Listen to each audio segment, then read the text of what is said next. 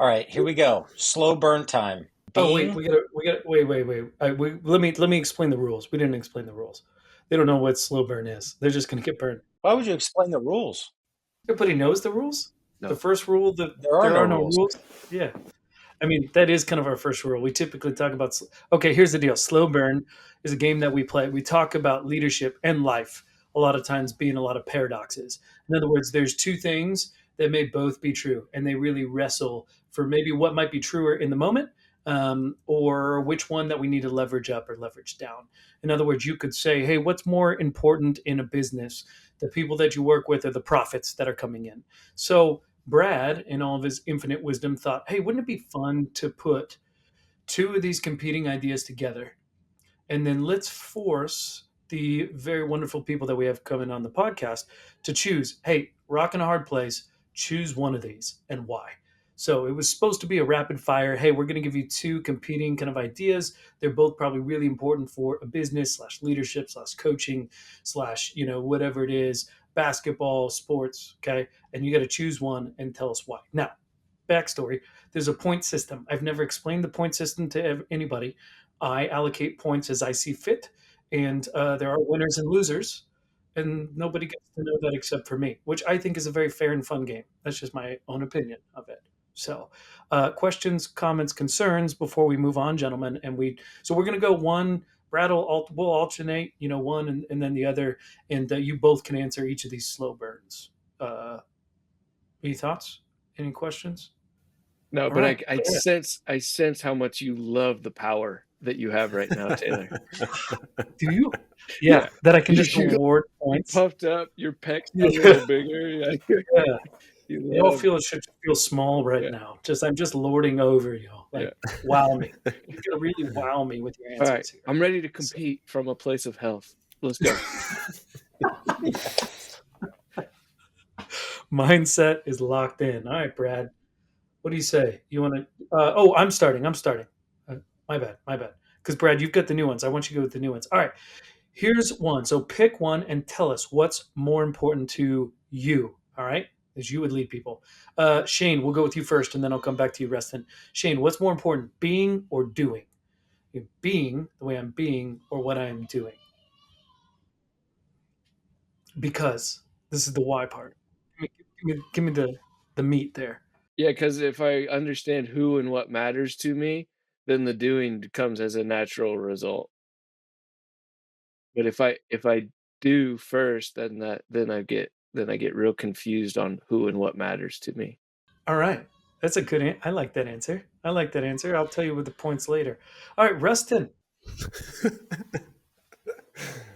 Go for it, man. What's more important, being or doing? I'd love to hear your take. Yeah, I think I'm with Shane on this one. I think it's being as well. Yeah, from my experience, especially in the coaching world and being around coaches, a lot of athletes will pick up on it. It doesn't matter what they say if they're not executing, right? If they're not being what they ask you to be, there's less buy-in from the team, so to speak. So yeah, I would say the way that you show up matters. I like that. Yeah, the way that you show up matters. That's a great line. I like that. All right. Rustin is currently winning with 8.3 points. Shane, you're slightly behind, 7.9, but you're close. You're really close. Both of you are Is that the Android handicap that he gets? Is that what it is? Hey, the first rule of the Android handicap is we don't talk about the Android handicap. It's just assumed. All right. Number 2, people or tasks. We're going Rustin. What's more important? Your people, so who you have around you, or the items and things that we have to get done? Yeah, for me, it's people. The relationships that we build here, whether it's on the performance, like movement side or the mindset side, the relationships are everything. The relationships are what keep people walking back in the door. They're also what help us step into conflict, right? A little more easily, or a little more willing to step into conflict. And so that relationship with the people around you is significant. So it's part of our internship program we have for coaches that come in. Relationship is a big piece of the internship process, is building relationships with the people that walk in. So the task or a byproduct, I think, from the relationship. I like that. That's a great answer. Shane, what about you, man? What's more important when you're sitting down, people or tasks? Yeah, people for sure. For me, I don't know who I am without you.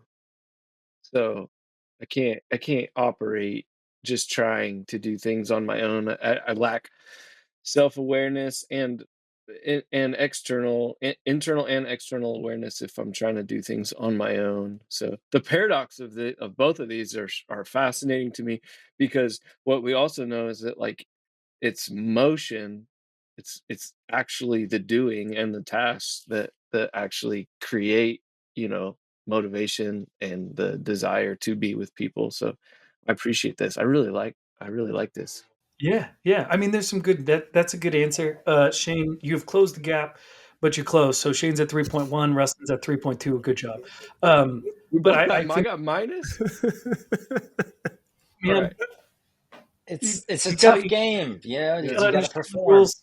Yeah, you gotta understand the rules, Shane. It's all about performance right now. It's all about performance. Performance or recovery. Performance or recovery.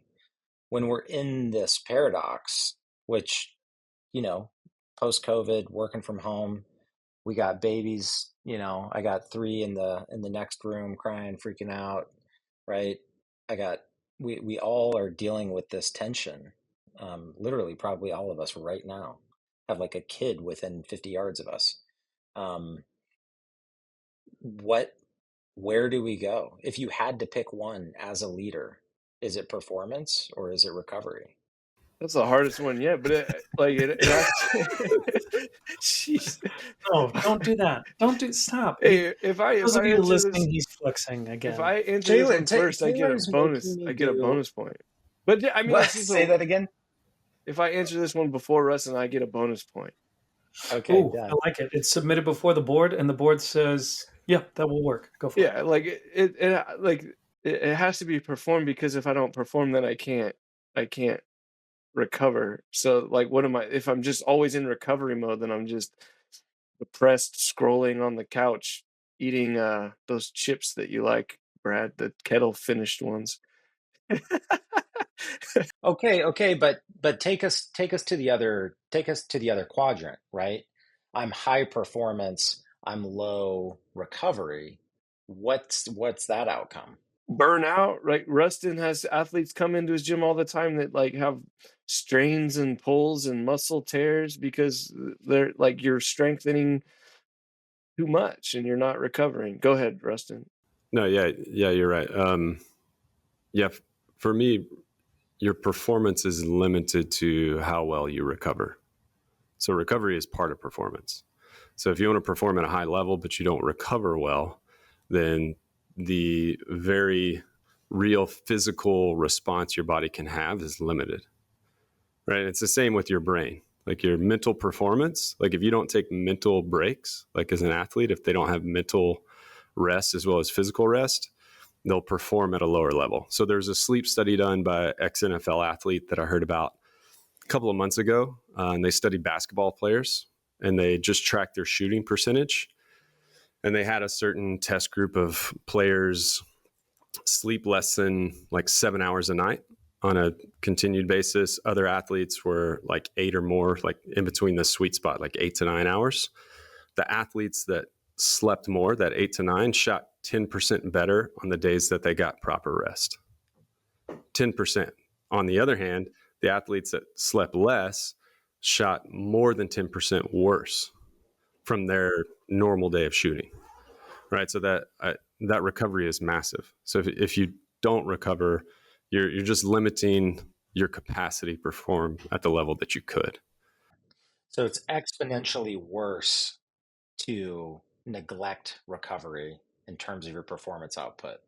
Yeah, because if you want to perform at a high level, you have to take rest, right? And recovery, like rest, mental rest, physical rest, is just sleep, hydration, nutrition, right? How well are you sleeping? How well are you hydrating?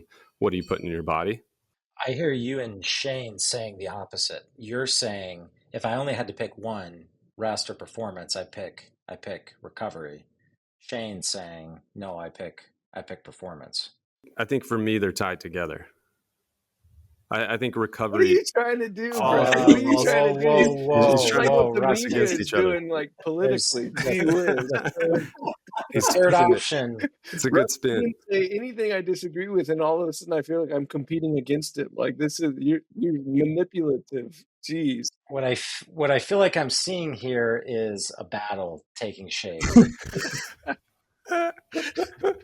Yeah, those answers are great. Here's what's interesting to me. What I found interesting about what both of you said in this is I ran a quick algorithm of everybody who's played this game in my head. So these are exact numbers. But most of the people that would have leveraged the people side, like you guys have, of leaned into relationships, of leaned into team, would actually get to this question and typically say recovery is more important. But Shane, I think your point was really good. Actually, was that actually performance is more important because without performance, we don't have recovery, and without recovery, we can't perform. Which is why we play the game because you know the real answer is yes, we need both.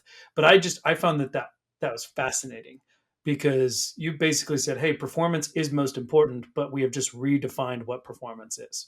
Brad, let's burn them some more. We got a couple more burns. Let's keep going as we wrap this up. And I know we So got to stop coming I in. think one that, from your guys' standpoint as athletes, would be really interesting is a new one that Taylor and I just started testing, which is tradition or innovation. I see athletic culture as being very, very traditional.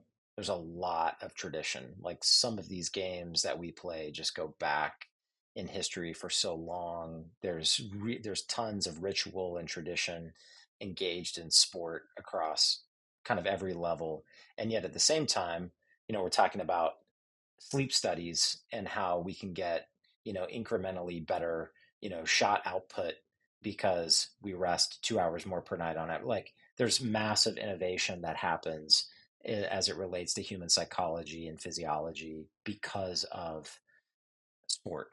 So when you guys think about leadership from the perspective of athletics, what's more important, tradition or innovation?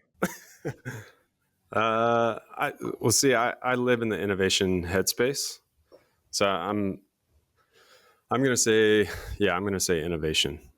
Um, and I think innovation because innovation for me has been a space where I can constantly ask questions of the tradition that I'm in, right? And if I'm not willing to innovate that space that I'm living in, I'm gonna be, I don't want to stay stuck, but I'm gonna have a higher chance or likelihood of being stuck, right? And so for me, it's innovation, I think. Yeah, I'm going innovation, because there's just so much data that we're blessed with today that people that created the traditions don't have. And so, um, yeah, going innovation because of the data. I love that. I said Brad sprung that on me once, and I said traditionally innovative. So that was my warping, manipulating the question, which isn't a good answer. I would have failed my own question. So Develop self or develop others. This is my last one. I want to squeak it in here before we uh, hang up. Develop self or develop others. It has to start with me for sure. It has to start with me. I can't I can't walk anybody through something that I haven't experienced. I can't fix anybody else. I have no control over developing others. But there's a lot of things that I have in play right now today that my own growth. Yeah, I'm with Shane on this one. I think it. I mean, it's why we start all of our sessions with ourself, right? Like we have to work on ourselves first. And I like to use the analogy of, along the way, depending on heritage and history and our culture and all of our backgrounds, right? We're kind of lugging around this backpack, right? And so we've done this. Like I've actually done this in a session with the team is I'll walk in with a backpack full of like 5-pound weights, right? And during the session, I'll hand those weights to other players. right? And I'll just have them hold them, right? And then occasionally I may have one of those players hand another weight to somebody else, or one player I'm just stacking weight on weight on weight, right? And they've got 20 pounds in each hand by the end of the time. Really, that's to drive the point home that if I don't work on myself and the stuff that I'm carrying around, at some point I'm going to start handing that stuff off to other people, right? It's like this unkind gift that I give to people. And so I'm going to gift them with this that I'm not willing to step into and deal with on my own. And they're either going to carry it because that's what they feel like they need to do, or they're going to hand it off to somebody else. And so, yeah, I think if we don't develop ourselves and look internally first, then we run the risk of handing some people some unkind gifts that we haven't processed. I love that. I love that picture because it's super tangible of what that actually looks like.